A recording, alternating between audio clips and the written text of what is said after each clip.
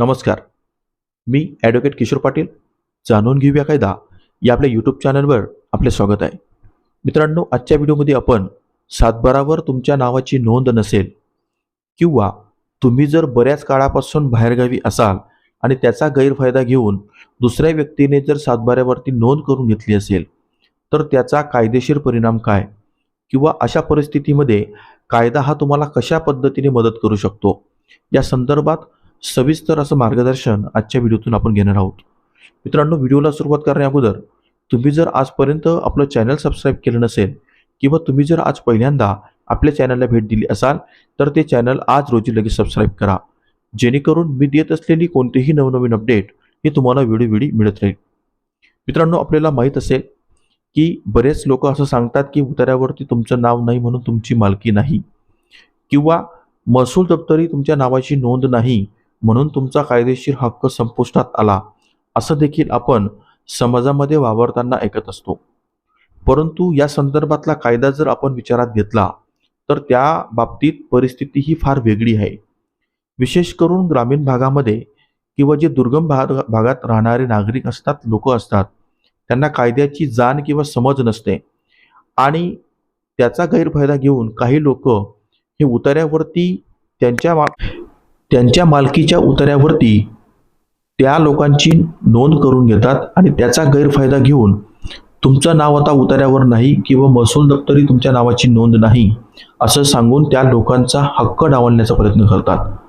परंतु जर आपण कायदा व्यवस्थित तपासला आणि बघितला तर परिस्थिती ही फार वेगळी असते. मित्रांनो, सुरुवातीला 7/12 म्हणजे काय आपण सर्वप्रथम जाणून घेऊ. 7/12 हा म्हणजे दोन नमुन्यांचा एक झालेला नमुना आहे. म्हणजे जो काही नमुना नंबर 7 आहे त्यामध्ये तुमचा मालकी हक्क दर्शवला जातो आणि 12 मध्ये पिका संदर्भातली नोंद घेतली जाते आणि हा असा एकत्र मिळून 7/12 तयार होतो. आता मित्रांनो, बऱ्याच लोकांना असा प्रश्न असतो की वडिलांच्या निधनानंतर जर त्या व्यक्तीचं नाव म्हणजे त्याच्या मुलाचं नाव जर उतार्यावरती नाही आलं तर त्यावेळेस काय? तर अशा परिस्थितीत वारसा हक्क आणि महसूल नोंदी या दोन्हीही गोष्टी ह्या वेगवेगळ्या आणि भिन्न आहेत. त्यामुळे वडिलांच्या मृत्यूनंतर जर उशिरापर्यंत नाव दाखल करण्यास जर उशीर झाला असेल तर अशा परिस्थितीत कोणताही कायदेशीर परिणाम त्या व्यक्तीच्या अधिकारावर किंवा वारसा हक्कावर होत नाही. फक्त तुम्ही त्या व्यक्तीचे कायदेशीर वारस आहेत असं सक्षम दिवाणी न्यायालय यांच्याकडून ठरवून घेतल्यानंतर त्या स्वरूपाची नोंद घेणं संबंधित तलाठी आणि महसूल अधिकारी यांच्यावर बंधनकारक असतं. त्यामुळे उशिरा नोंद करणं हा याच्यानुसार कायद्याने तुम्हाला कोणत्याही प्रकारचा तोटा किंवा तुमचं नुकसान होत नाही. त्यानंतर मित्रांनो, दुसरी परिस्थिती अशी असते की मालकी हक्क जर असेल तुमचा तर तो सिद्ध करण्यासाठी आवश्यक डॉक्युमेंट्स काय? मालकी हक्क सिद्ध करण्यासाठी बरेच लोक असं समजतात की 7/12वरती आमचं नाव असलं किंवा फेरफार आमच्या नावाने असला की आम्ही त्या मिळकतीचे, त्या जमिनीचे, त्या शेतीचे मालक झालो. परंतु अशी परिस्थिती मुळीच नाही आहे. मित्रांनो, महत्त्वाची गोष्ट अशी असते की जी काही परिस्थिती ही उतार्यावर दिलेली असते तर त्यासाठी काहीतरी व्यवहार झालेला असावा लागतो. म्हणजे तुम्ही जर बक्षीसपत्र केलं असेल, खरेदी खत केलं असेल, काही करारनामा केला असेल किंवा तुमच्याकडे जुने हक्कपत्रक असतील, वारसा संदर्भातल्या नोंदी असतील, न्यायालयीन निवाडे असतील, डिक्री असेल, हुकुमनामा असेल आणि अशा परिस्थितीमध्ये जर त्याच्या अनुषंगाने जर उतार्यावरती त्या नावाचा रिफ्लेक्ट होत असेल किंवा ते नावं हे दाखल झाले असतील तर अशाच परिस्थितीमध्ये तुमच्याकडे मालकी हक्काचा दस्त हा 7/12 नसून त्या प्रकारचे दस्त असतात.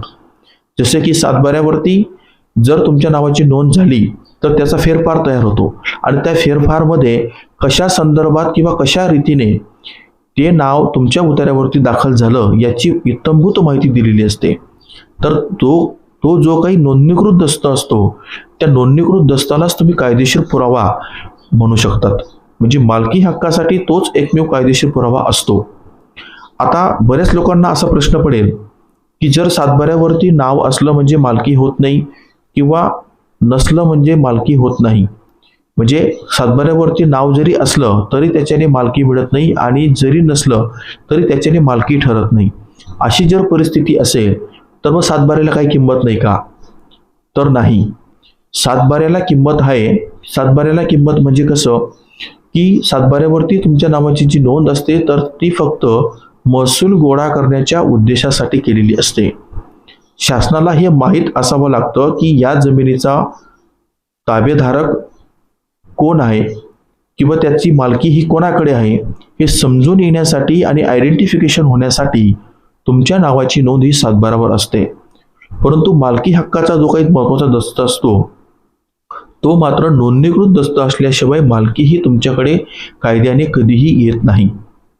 सुप्रीम कोर्ट यांनी जितेंद्र सिंग विरुद्ध मध्य प्रदेश या प्रकरणात 2021 मध्ये या स्वरूपाचं विशेष भाष्य केलेलं आहे.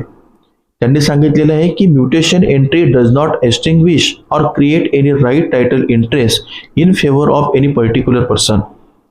म्हणजे सातबारा किंवा महसूल नोंदी या कोणत्याही व्यक्तीचा अधिकार तयार करत नाही किंवा नष्ट करत नाही असं सुप्रीम कोर्ट यांनी 2021 मध्ये जितेंद्र सिंग विरुद्ध मध्य प्रदेश या प्रकरणामध्ये सांगितलं.